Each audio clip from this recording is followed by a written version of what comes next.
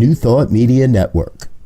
We are a global broadcast network of positive music, media, and entertainment, inspiring humanity's evolution along the journey of enlightenment and creating a world of love, peace, empowerment, and prosperity for all. New Thought Media Network. Positively inspiring. New Thought Media Network proudly presents On Purpose with Reverend Beth Linguri. Wednesdays at 7 a.m. Mountain Time, 3 p.m. Central European Time. Come find purpose, nurture growth, and live your passion. And now On Purpose with Reverend Beth Linguri. Hello, everyone. Greetings. Yes, I'm Beth Linguri, and this is On Purpose. It's a weekly broadcast devoted to supporting you on your journey to living your life on purpose, your divine purpose. And this brings fulfillment and happiness. So thank you for being here. I invite you to join our community. We're building a community to support each other as we grow our connection with our essential self. Just a couple of reminders. When this broadcast is repeated on Sunday morning for those in Central Europe and African time zones. So check that out. And invite others to join you on a Sunday morning to share the broadcast. They might be just something that they would like to learn there. So I encourage that. Next week on our broadcast, we have a special guest. The amazing Reverend Dr. David Ault will be with us, and he'll share his experiences of living on his divine purpose. So there will be lots to learn, plus he's a great storyteller. I know it'll be entertaining and enjoyable. So join us. Remember, there's always a recording if you can't join us live. So put it on your agenda. So now I invite you once again into the sanctuary of this moment. And so if you choose, you may close your eyes wherever you are, or just leave them open gently, but just become still. This is a time to listen. Listen deeply. Listen to the wisdom of your heart and connect with that inner voice. Allowing this inner voice to guide you. So surrender now. Surrender and let go. Let go of any thinking or planning or any other activities. And just any doubts or inner critic or skeptic, just let them all go. Just be here now in this moment and speak this intention to yourself. I intend to be here now, in this moment, with my whole self.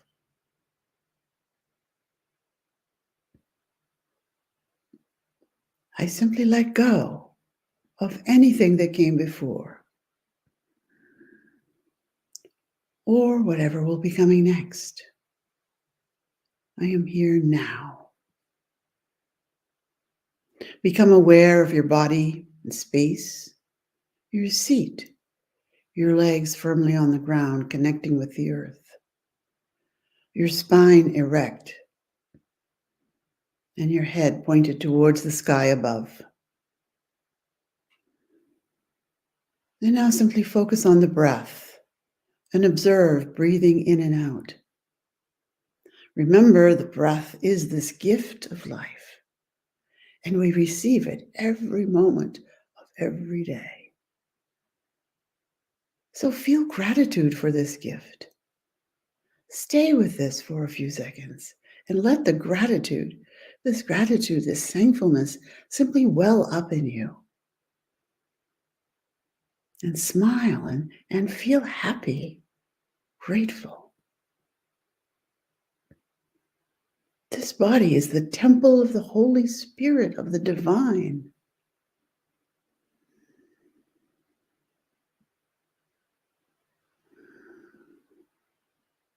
Let go of anything that has happened before, anything that might make you feel inadequate or disappointed or sad. Just let go. Those are just thoughts. They're all illusions.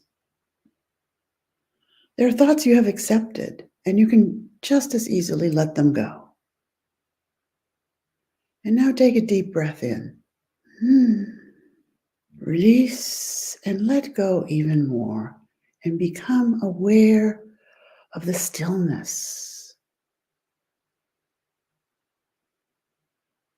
Inviting you to listen to the words we speak today with an open and receptive heart.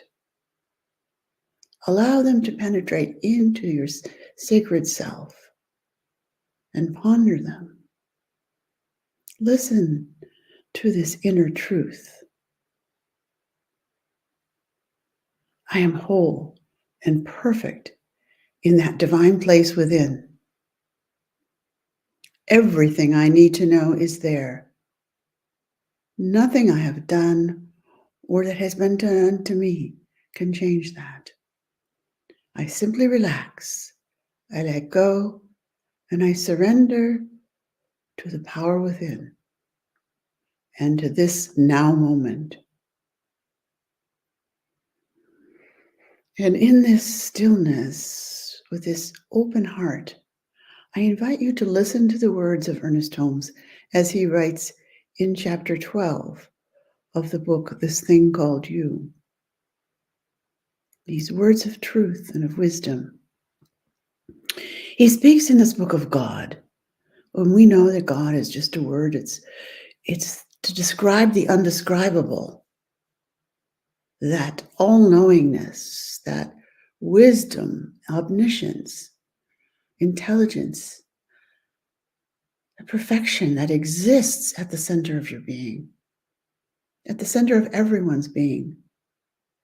No differentiation. Therefore, divine guidance exists at the center of your being. So he poses the following question. If you live with an intelligence, all-knowingness, omniscience, wisdom that knows the answer to any problem, then you're living with an intelligence that has no problems. Remember that we're dealing with a spiritual law. This wisdom, all-knowingness in the center of our being, knows all and has nothing that it needs to change. Changeless. It is perfection, and it's right there within. And it is a spiritual law. It is there. So remember that we're dealing with this spiritual law. And as you know from physical laws, as the law of gravity, if you drop an object that's heavier than air and let it go, the law of gravity will bring it down to the earth. It's automatic. And so it is with that inner being, that inner knowingness within you. It's automatic. This is divine guidance. And it's where you are right now. It's at the center of your being. And if and when, to the degree that you turn to spirit, to the withinness to solve your problems, spirit answers intuitively, knowing not the problem, but the answer or the solution. For example, if you are in confusion or chaos and you wish to gain peace, yes, when we're in that moment of confusion and chaos, it seems impossible that we could have a moment of peace. But you can do this by simply being with that divine intelligence within. We tend to ask the divine intelligence, bring me peace. Or, I want peace. It's as if we don't have it. It's absent and we need to get it. But the answer to the problem is within, because peace is within. We don't have to ask, as if we don't have. The answer to any problem, how to get rid of chaos or in any other confusion or any other questions that you have, will come as you turn away from the confusion to the contemplation of peace. And so, as you know, in these chapters, he often gives you a few affirmations that you could use to bring yourself there if it doesn't come very easily. So in a time of confusion, you can always say to yourself, knowing that the divine law is perfect, I lay aside all fear, all uncertainty, all doubt. Think of that. Knowing that the divine law is perfect, I lay aside all fear, all uncertainty, and all doubt. Or you might say, there's no burden whatsoever in my consciousness. I live in the kingdom of heaven now. Or I rejoice in the divine presence. Or I bathe in the sunlight of eternal truth. Or I consciously enter into the benediction of peace. Those are just suggestions. I'm sure there are others, and you could find your own. So as your consciousness lifts above the problem into a spiritual atmosphere of affirmation, the problem as such disappears, and the answer takes its place. Every problem contains its own answer if you think of it merely as a question, an inquiry, not as an obstruction or a barrier. Every mystic and great thinker, any breakthrough or invention that has ever come from awareness has come from this idea that the answer, it's always a question, and the answer is always right there within the question. And one of our most famous scientists who won the Nobel Prize, Einstein, said, "You cannot solve a problem from the same level of consciousness that created it." Aha. The key is consciousness. The work is with consciousness.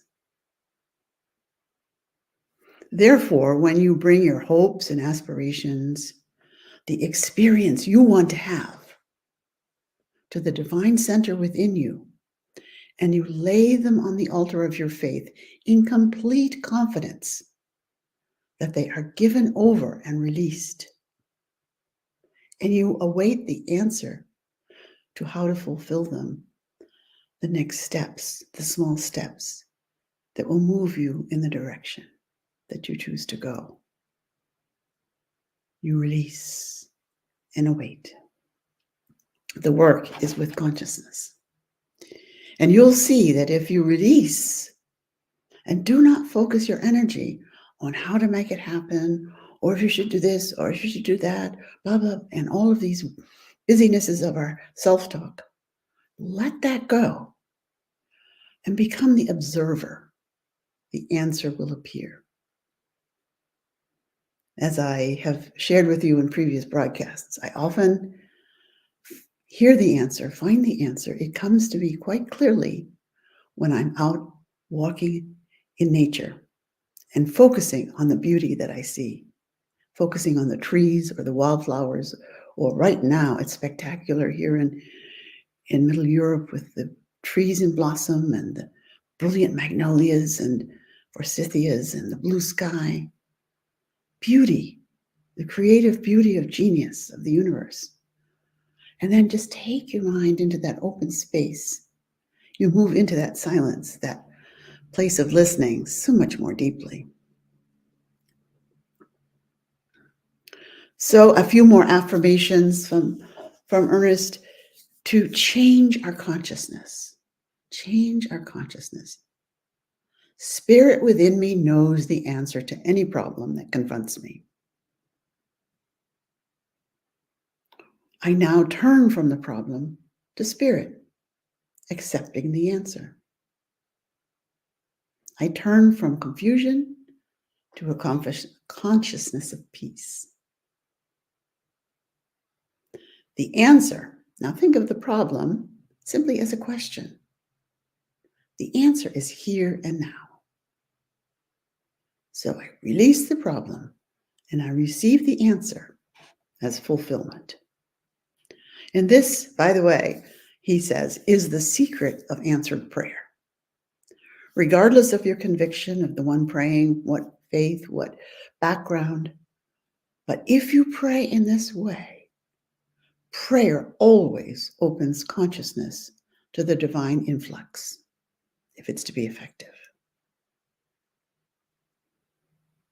Consciousness always opens, prayer always opens the consciousness to a divine influx, if it is to be effective.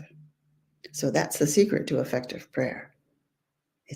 The work is in consciousness.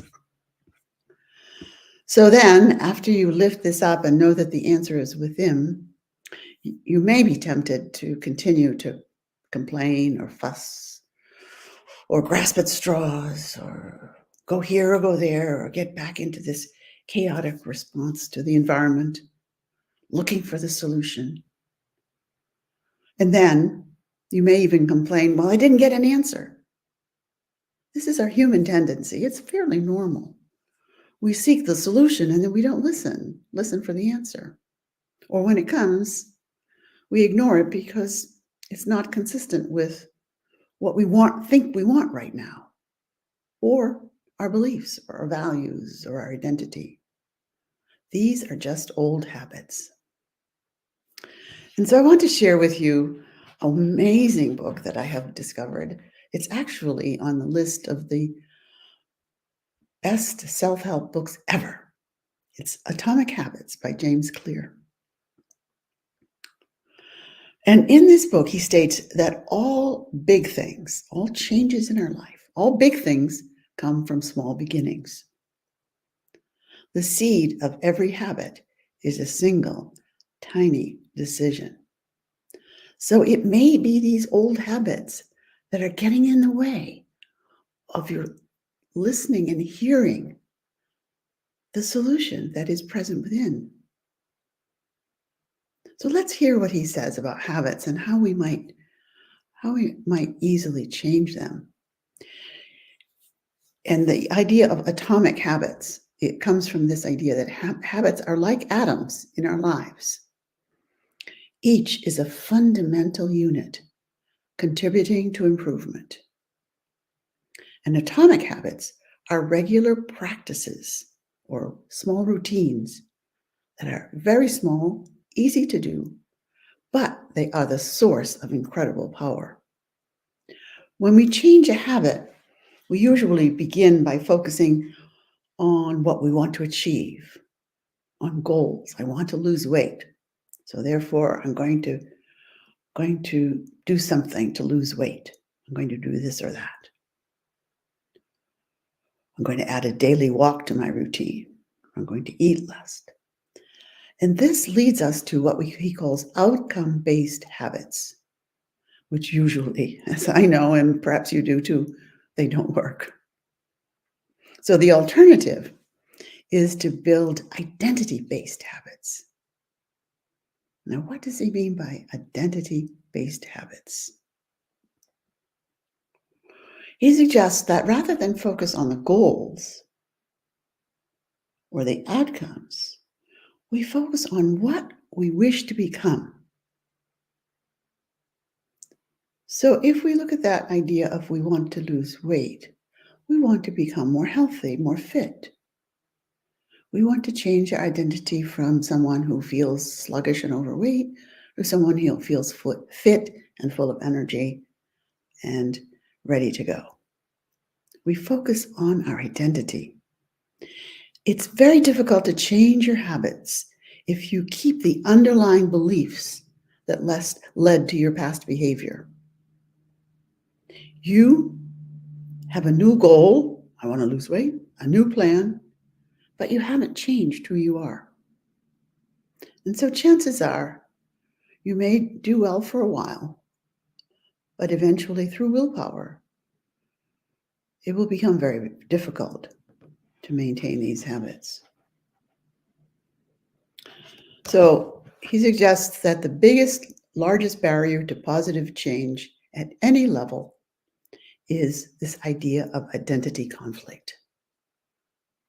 Good habits can make rational sense, but if they conflict with your identity, you will fail to implement them.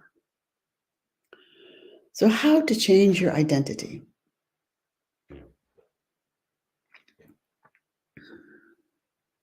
Well, first of all, really need to decide the type of person you want to be. So that takes some thought and reflection. What is it that you're looking for? What type of person do you want to be? And maybe you might think of someone you admire, or a famous person, like Mother Teresa or Gandhi or something like that, or perhaps even Einstein, or a famous scientist, or perhaps a famous singer, Taylor Swift. Think of what it is that you want to become. Decide on the type of person you want to be. And then prove it to yourself with small wins. Those are the two ideas he suggests for changing your identity. And if you're interested in this, we don't have time to go into the details right now, but it's all laid out. You can find more at jamesclear.com. James, James, Clear, CLEAR.com. We know that we are divine beings. We know that we are this expression of the divine in human form. And we are here in this body to express divinity, to love and to serve. And how you do this is an individual matter. Each have a specific, special, individual way to love, to serve, to express our divinity. And it is when we do these things that we experience that bliss that we seek.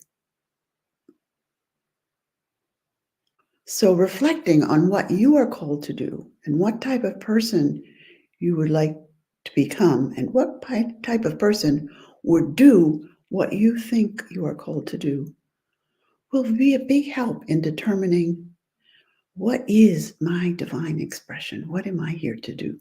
My purpose. Remember, if you act like a healthy person, you will become one. For example, if you go through the day asking what a healthy person would do, such as, would a healthy person order a hamburger or a salad? And you make the choice based on what a healthy person would do, then you become one.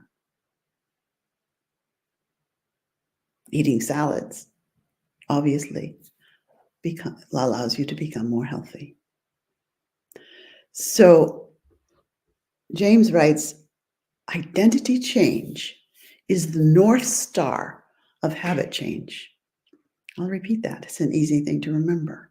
You can take it home with you today. Identity change is the North Star of habit change. That's the focus. That's the direction we want to move in. And you have the power to change your beliefs about yourself. Your identity is not set in stone. All of those beliefs you have about yourself come from your upbringing, your childhood, things that you have taken on from others that don't belong to you at all.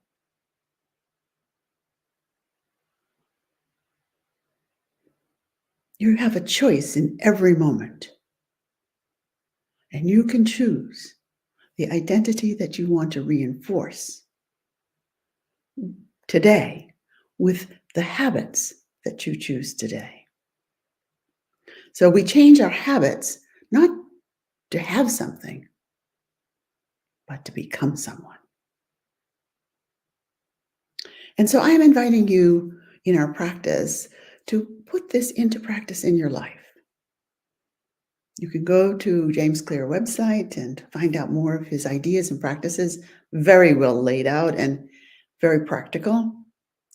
But one practice that you can choose in your life to become this divine being is this daily centering practice. We practice this together each week. And I invite you to practice each day. Start with small. Start small. You could just a sentence spoken as you woke up, or a time in the day when you remember who you are. And as we move today into our centering practice, I invite you to take it home with you, take it back with you into your choice to do each day as that divine person, as that expression in this human form of the divine that is you, this thing called you. So let's go into our centering practice together. Your intellect senses through your intuition, and your imagination feels it by divine right. And your consciousness knows it through faith, belief, and trust that divinity is within. So this is a pathway to really bring your life, I call it living inside out. Live from the identity of your spiritual being, your God self, that within you which is divine. And if you're dealing with a problem, simply turn it into a question. So number one, remember, we create the intention. So create this intention right now to live more entirely from your inner knowing, from inside, all-knowingness, listening to the still small voice within. And then consult your intuition. Go within to the sacred center of your being.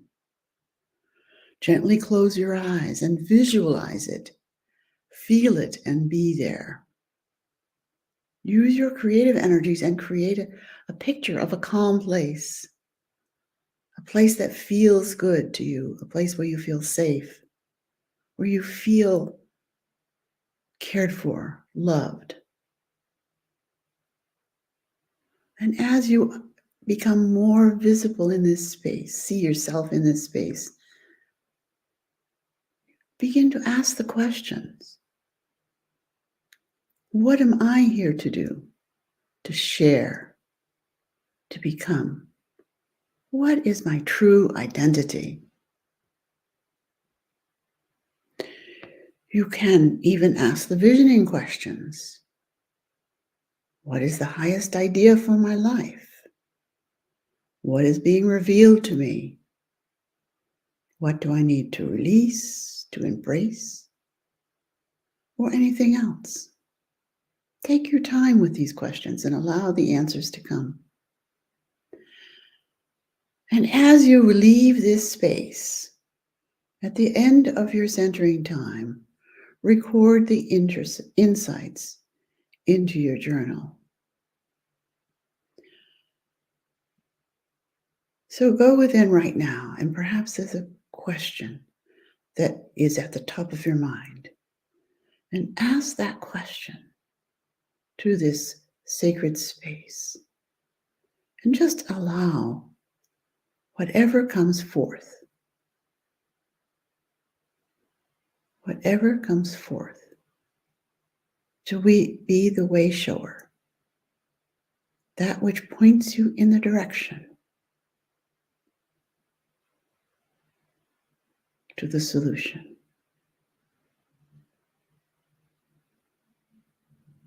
And as you engage in this centering practice daily, start small, and gradually you will see that this focus during the practice spills over into the rest of your life. And as Joseph Campbell says, when you do this, you put yourself on a kind of track, that has been there all the while waiting for you. You shift gears and you put yourself on the track of living your purpose, your divine being, your bliss. This life that you were born to live. This life you were born to live.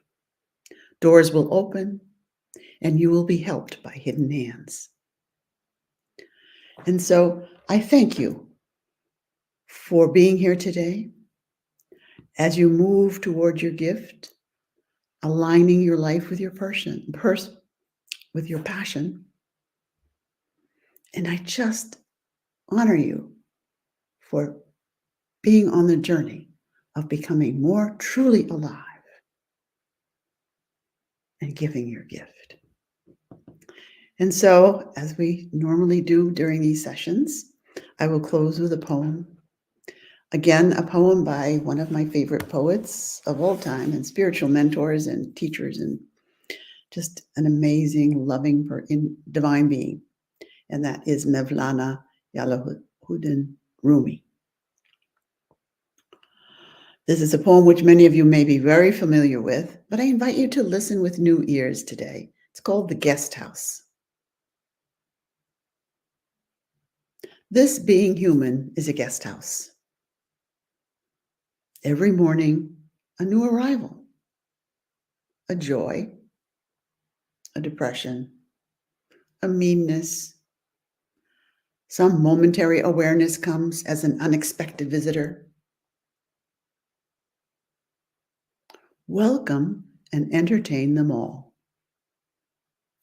Even if they're a crowd of sorrows who violently sweep your house empty of all its furniture. Still, treat each guest honorably. He may be clearing you out for some new delight. The dark thought, the shame, the malice. Meet them at the door laughing and invite them in.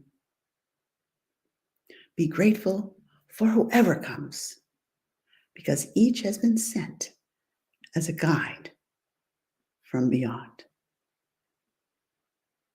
Namaste. Peace in your heart. And so it is. Thanks for watching.